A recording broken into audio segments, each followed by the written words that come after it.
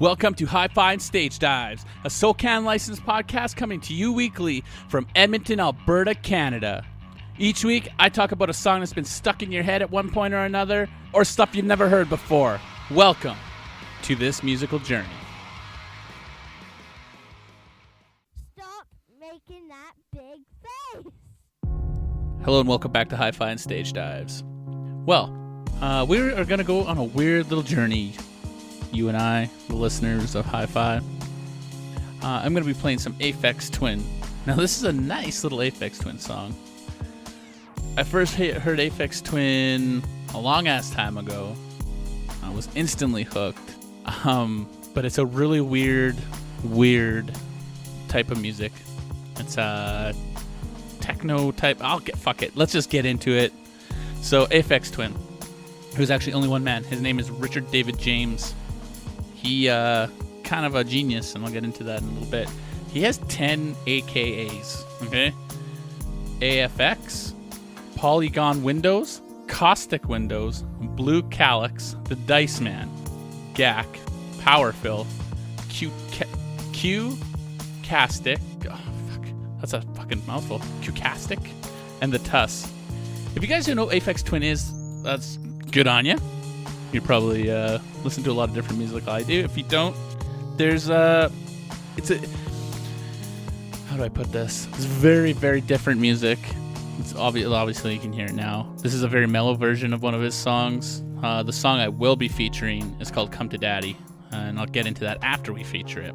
But it's just very, it's intense. His music can get a little crazy every once in a while.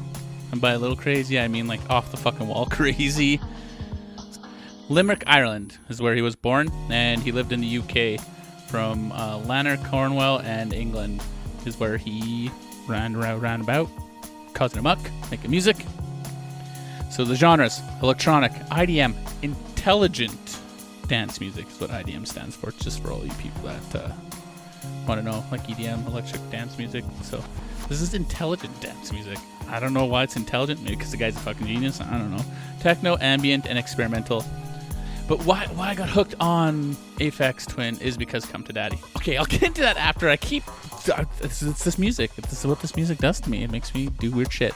So he's been doing this since 1985 to the present day. His labels: Rap, Sire, Reflex, which he owns and co-founded with another member. I play all my music from Spotify, and I just clued into something while I was putting this little playlist together. First of all, which was very hard because it was hard for me to find some music that would be more than tolerable for everybody, because he does have a lot of very, very out there music, which Come to Daddy, I'll kind of put it into perspective for you guys. On a monthly basis, has 1.4, basically 1.4 million. It's 1.35 something. So he's 1.4 million listeners a month on Spotify. So he's obviously doing something. Richard David James, Aphex Twin. As a kid, I guess he had the ideal upcoming. He had two sisters. They lived in, like I said, London, Cornwall, UK area, right? So his childhood was he is quoted saying that his childhood has been the best childhood that you could possibly have. They let him do whatever he wants, basically. But he got himself an education at the same time because he's a very smart man. He first started, now this is him saying this, and he won 50 pounds for what I'm about to explain to you. He won 50 pounds, which is $50 in UK. A good chunk of money for an 11-year-old kid in 80 whatever. Anyways, he was just a kid. So what he did was that he programmed this computer, a home computer. It's called a ZX81. Now this thing is ghetto AF. It's basically just, if you take your laptop and rip the fucking screen off of it, that's what it was. It was a big, at first when I was checking it out, and I thought it was a speak and spell with no screen. Well, I thought it was a speak and spell with the screen, an advanced speak and spell. And I'm what the hell is this thing? But then I looked into it, and it's just this console thing with a video and sound output. And oh my God, it's ghetto as fuck. So anyways, this 11-year-old kid takes this thing, programs some weird programs in it, and from the TV signal was getting weird noises. He figured out a way that if he turned up the volume really loud, it would make these weird noises, and he started programming this program to make basically what we're hearing now. Well, a very simple version of what we're hearing now. So this archaic thing, and he did it. So that was when he was 11. A year after he started producing music.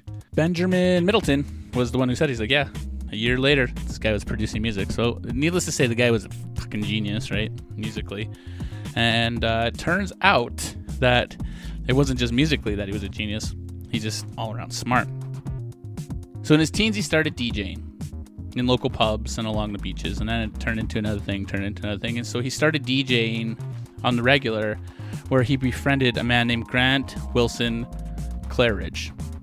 So when he was DJing at these pubs, they would switch off. He would DJ one night, the other guy would DJ another night, or whatever it was they worked out. But he started listening to him, he's like checking him out, and he's like, holy crap, he's playing these tapes. He's like, what are you playing? And it was all his own stuff. So they're like, well, let's get together, let's make a record, and we'll release it. And the reason why they did that is because where they lived, it was kind of isolated to new genres of music, any different type of music, period. So basically, they were making the music that they wanted to hear and that they wanted to listen to. And they released a record, and originally it was Aphex Twin, but then he called it Aphex. He got some radio play on a local radio station where it blew up. It was his break. He did it. He was out there just playing music. Obviously, he did well enough that it got to Canada, the States, and in that time, obviously, that music was starting to get pretty huge. So that brings me to the feature song. I will get into Mr. James and how I heard Aphex Twin for the first time after we listened to the feature song. So give the feature song a listen.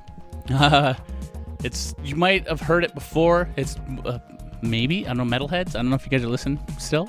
I don't know if you listen to Dillinger's Escape Plan. They covered this song and I actually seen it live. So let's listen to the feature song and we'll get into all the good stuff after.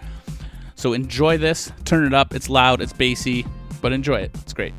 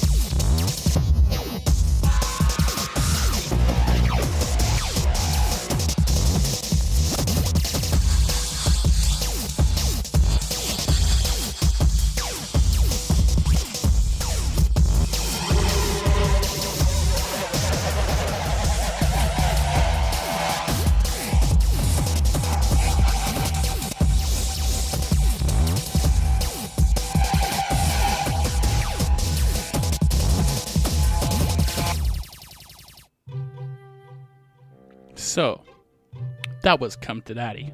How did you enjoy that? Come to Daddy. Totally bonkers. The first time I ever heard that song was on Much Music. When Much Music used to actually play music videos and it wasn't fucking washed out by garbage. And like shitty garbage now. Like not even good music videos. They do have music videos, but they're fucking trash. Like I don't need to hear Nickelback on repeat. It's brutal. So, the first time I heard that was in the 97, 98 area. That was some pretty out there shit for that time. Released October 6, 1997 on that song. It was a single. It smashed the faces of people. So that song started out as a joke wherein he was like just dicking around with this like metal riff, and that's like the main riff of it, obviously. And it turned into what it turned into. Now, here's the part that I suggest you guys go and do. Go to his YouTube. Go to wherever the fuck you can find it and watch this crazy ass video. He did these videos where his face was on everybody. So he got like these women with beautiful, like perfect bodies before everything went all crazy, like the implanted butts and stuff. And his face, it's very weird. Like his face is on a perfect body, a woman's perfect body. And let's go check out the video. I highly suggest you check out the video. It's on another level of a video. I mean, that's him as a person. He's just out there. Like I've watched some of his interviews, and he's a different person altogether. He's one of those people that's like I don't want to say eccentric, but he's a super smart dude. And it's not that he knows it; it's just that he's so smart that he sees things on a whole different level, a new plane, I guess. But yeah, go check out the videos. They're crazy stuff. Okay, so what I was getting into before was where he started. He started DJing up and down the beach coasts and in pubs and stuff like that, where he befriended a man named Grant Wilson Claridge. Man, these last names, I tell you. So when he was DJing in these pubs, this guy was checking out. I was like, what's going on? And it turns out that he's playing his own tapes. And he's like, well, what the hell? He's like, let's get together. They became friends, and they put out an album, they put out a record, and that was the first Aphex Twin record, but he called it AFX. And so that's how it got out there, because he made it, and he gets 1.4 million listens per month on Spotify. So they went from just DJing in as much as they can because they love music, and making this music because that's the only way they could get this music, to making their own record label. When they started Reflex, started doing that. Smart, made money. Speaking of smart, Mr. Richard David James, he went Cornwall College, graduated 88-89 with a National Diploma of Engineering, and he was quoted saying, music and electronics go hand in hand. And then his teacher, or his lecturers as they like to call it in England, the UK, said that he often had earphones in on his practical lectures and learnings and stuff like that, which he's probably working on mixes and figuring out mixes for later, which totally makes sense because he's a crazy genius like that. Then he went to school again later on into electronics, and he just dropped out and started playing more music and stuff like that. But when he dropped out of school, he lived in an abandoned not hospital, fire hall or something. He lived in an abandoned building. That's where he stayed. A bank. It was an abandoned bank. And that's where he stayed, and he just made music. He was crazy about it. So, like a lot of other people, music brings you to a different place, and it can save lives. It's that out for some people, you know what I mean? James has been quoted saying that if it wasn't for music, he should have been another ginger kid locked up in some youth detention center. So he had that outlet of music making life better, like I say. And I totally agree with it, and I can't agree more with it. So yeah, like I was saying, go check out his videos because they are absolutely bonkers. Like, he takes it to a whole new level. Not all his music is as pleasant, I guess, as what we're listening to now. Like, obviously, if you listen to Come to Daddy, it's real crazy. A lot of his music is on another level, like that, just very, not busy, but chaotic and melodic at the same time. And sometimes it's not. Sometimes it's just really ear-piercing noises, but life as an artist, I guess, right? I was talking about Dillinger Escape Plan covering the Come to Daddy. Amazing. I saw Dillinger a couple times now. I plan on doing a Dillinger thing here soon too, because they're done now. But they covered Come to Daddy the last time I saw them, and I think they do it pretty much every time they play. But holy shit. You want to talk about a wicked cover song? Now that is a cover song, and pull it off the way to do. Golden. Thank you for listening. This was another episode of Hi-Fi and Stage Dives. I'm glad you guys are listening. Go check out my other podcast, The Awesome Hour. You can go to theawesomehour.com. You'll like it. If you like to laugh, it's hilarious. We got some things coming up there. I got hopefully some things in the works with Hi-Fi and Stage Dives. I'm going to try and weasel my way into some other networks, local networks. Hopefully that works. But again, thank you for listening. Keep listening to music because, like I say, it always makes things better, and you can't deny that it doesn't. Much love. So have a good one. Chat at you later. Thank you again for listening to Hi-Fi and Stage Dives. It means the world to me. I'm glad you could come on this journey with me, and we'll keep doing it every week. Subscribe, rate and review, all that good stuff, and keep listening to music because it only makes life better. And we'll see you on the flip side. Stay rad.